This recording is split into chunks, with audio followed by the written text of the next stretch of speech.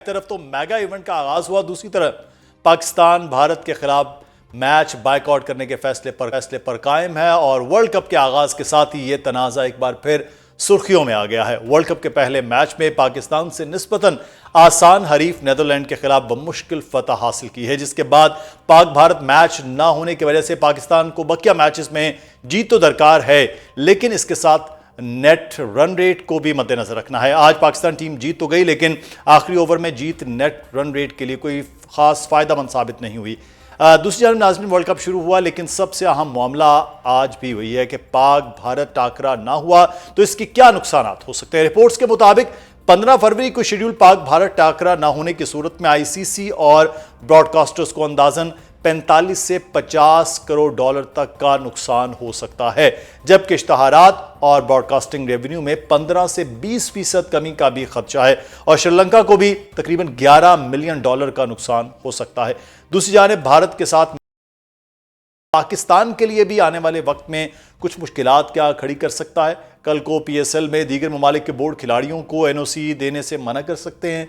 पाकिस्तान को आईसीसी की revenue sharing model के तहत मिलने वाली रकम से भी क्या हाथ धोना पड़ सकता है और रिवायती हरीफ भारत पाकिस्तान की आईसीसी में रुकनीत के खात्मे के लिए भी कोई साजिश कर सकता है।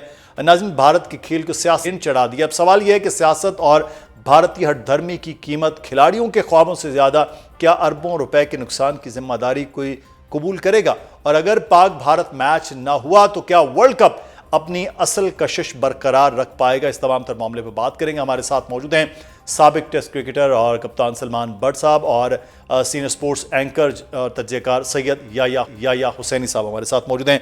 सलमान बट साहब, सबसे पहले आज के मैच के हवाले से कुछ बात कर लेते हैं। सर बट साहब, आज का जो मैच था शाहीन आफरीदी के देख रहे थे, ग्रासी पिच भी थी, नए बॉल के साथ तो वो परफॉर्म भी नहीं कर पाए। क्या आपको पाकिस्तान के 147 जो है वो कंसीव कर लिया नीदरलैंड के खिलाफ, बॉलिंग आप समझते हैं कि जस्टिफाइड?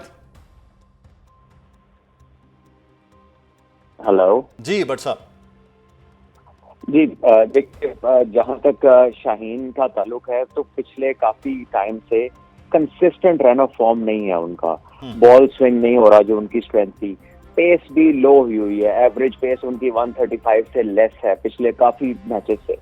सो वो इम्पैक्ट क्रिएट नहीं कर पा रहे। अर्ली ऑन वो विकेट्स लेते थे, लेकिन वो पाकिस्तान को वो बड़ी देर से वो चीज नहीं मिल रही उनकी तरफ से। सलमान मिर्जा ने आके अपफ्रंट विकेट्स लेने शुरू किए, लेकिन हम पिछले काफी बिल्डअप में ये देखा हमने कि साइम अयूब ने आगे इन करे थे।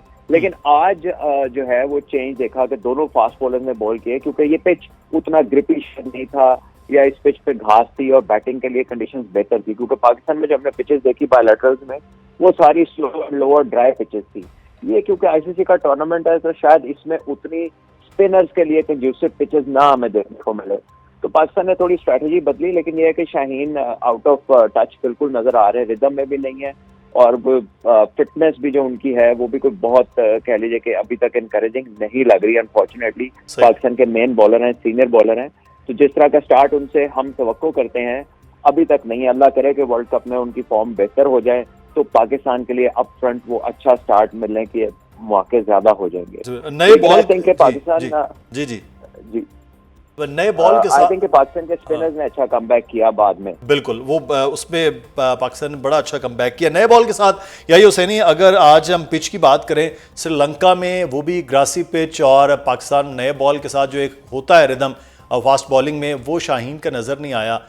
पिच ग्रासी आपको क्यों लग रहा है? हाई स्कोरिंग मैच हमने मैक्सिमम देखे आईसीसी इवेंट्स में, यहाँ सूरत हाल डिफरेंट थी। बहुत शुक्रिया मुदस्सिर। और मैं सुबह से ही ये तबसरे सुन रहा हूँ कि आईसीसी ने जो है वो बीसीसीआई के साथ मिलकर मुश्किल पिच का इंतखाब किया। श्रीलंका में जो है वो पिचेस के ऊपर ग्रास नहीं होती, इस पिच के ऊपर ग्रास रख दिया गया। तो मेरे साथ सुबह पाकिस्तान के former chief selector test off spinner Tauseef Ahmed, जिन्होंने 1987 में Chinnaswamy cricket stadium Bengaluru में भारत को हराने में इकबाल कासिम के साथ बड़ा लीडिंग रोल प्ले किया था, उन्होंने मुझसे कहा कि यार मैं बड़ा हैरान हूँ कि इस तरह की बात हो रही है। जो श्रीलंका की कंडीशंस हैं, वहाँ बारिश रही है, उनका कहना ये था कि इसके ऊपर ये ग्रास तो एक नॉर्मल सी ग्रास है, ये कोई मुश्किल का सबब नहीं बनेगी, ना ये फास्ट बॉलर को हेल्प करेगी। ये मैं उनकी बात कर रहा हूँ जो क्रिकेट खेले हैं और जो पाकिस्तान क्रिकेट टीम का इंतखाब करते रहे। उन्होंने कहा कि जिस अंदाज में नेदरलैंड ने स्टार्ट किया, जिस तरह पाकिस्तान के बैट्समैनों के बल्ले पर बॉल आ रहा था, और अगर आप आज का मैच देखें तो एक टाइम पर पाकिस्तान के 10 ओवर में 90 रन थे, 2 आउट थे और केक वॉक लग रही थी कि 60 गेंदों पर आपको 58 रन की जरूरत थी। लेकिन हैरानकुन तौर पर आपके साइम अयूब, साहबजादा फरहान, बाबर आजम, उस्मान, शादाब, मोहम्मद नवाज, कोई एक नाम तो नहीं है ना, ये मैंने 6 नाम आपको गिनवा दिए। इनका अगर आप शॉट सिलेक्शन देखें तो आपको पता चल जाएगा कि पिच से तो कोई भी नहीं आउट हुआ, सब अपने गलत शॉट सिलेक्शन की वजह से आउट हुए। तो अब अगर आप अपने साथ नाइंसाफी करेंगे, अपने साथ ज्यादती करेंगे, और अगर आप इस टीम की बात करते हैं तो ये टीम इस वर्ल्ड कप में सिर्फ 4 मुस्तनद बैट्समैनों के साथ पार्टिसिपेट कर रही है। बाकी और अगर आप इस तरह की क्रिकेट खेलेंगे तो फिर ऐसे ही दिल के जो मरीज लेकिन यहाँ एक सवाल बड़ा इंपॉर्टेंट है मुस्तनद बैट्समैन के हवाले से। सलमान भट्ट साहब, बाबर को खिलाना आज के मैच में आप समझते हैं कि वो ठीक था, फखर का ड्रॉप ठीक था, साथ ही साथ बाबर आज वो खुद कप्तान रहे हैं, बहुत बड़े ग्रेट बैट्समैन हैं, लेकिन वो आज गेम रीड नहीं कर पाए और जिस किस्म का शॉट लगाया उसके बाद के बड़ा आसान था, और जिस पेस पे बाबर खेलते हैं उसमें तो मैच था कि वो ईजिली वो जीत लेते। देखिए, अनफॉर्चुनेटली बाबर आजम की जो कैपेसिटी है टू मेक अ डिसीजन या फिर कोई अपने बारे में भी फैसला करने की, वो कोई इतनी इंप्रेसिव नहीं लगती। देखिए, चैंपियंस ट्रॉफी से पहले अचानक वो ओपनर बन गए या टीम मैनेजमेंट के कहने पे ओपन चले गए। Let's put it anyway out of those both, ये ठीक नहीं है। अब वो टूर्नामेंट से एक सीरीज पहले जो है वो नंबर 3 थे, नंबर 4 पे आए क्योंकि कप्तान अच्छा खेल कर कप्तान ने कहा कि मैं खेलूंगा। So when you are floating like him, कि ना आप ऊपर हैं अपनी जगह पे, ना वन डाउन है, फिर 4 पे आप आते हैं तो वो आपकी गेम के साथ कोइंसाइड नहीं करता। कोच ये कहता है कि आप मैच फिनिश करने का आपका जॉब है, बाकी टीम आपके इर्द गिर्द खेलेगी, तो फिर आप इर्द गिर्द खेलने दें टीम को। फिर आज आपने हिट मार के खुद छक्का मारने की कोशिश की, जबकि आपके सामने शादाब थे, उसके बाद नवाज थे, उसके बाद फहीम थे। तो आपका काम नहीं था वहां पर इस तरह की शॉट खेलना, क्योंकि इसी जॉब के लिए बताया गया है प्रेस कॉन्फ्रेंसेज में कि आपको लिया जा रहा है। तो आई गेस के जैसे आपने कहा कि वो रीड नहीं कर पाए। आप पाकिस्तान के कप्तान रहे हैं 4 साल, आप दुनिया के नंबर 1 बैट्समैन रहे हैं, और अगर अभी भी आप सिचुएशन को रीड नहीं कर पा रहे तो आई थिंक ये ओनस उन्हीं के ऊपर है। ये किसी ने जाकर उन्हें नहीं बताना कि इस सिचुएशन में उन्हें क्या करना है। एक अच्छे प्रोफेशनल को ये पता होना चाहिए कि उसने उस सिचुएशन में क्या करना है। तो आई थिंक पाकिस्तान को अर्ली स्केयर मिला है आज। फहीम अशरफ का वो कैच अगर हो जाता खुदा न खास्ता तो जाने इस वक्त हम क्या बात कर रहे होते। लेकिन थैंकफुली वो उनका दिन अच्छा था, उन्होंने 3 शॉट मारे, अच्छे शॉट मारे, पाकिस्तान जीत गया। लेकिन पाकिस्तान की बैटिंग को जो है साइम अयूब ने अब अच्छा खासा गेम बल्ले में लग रहा है, फजूल शॉट मारी, पता नहीं वो 9 लुक से कब निकलेंगे।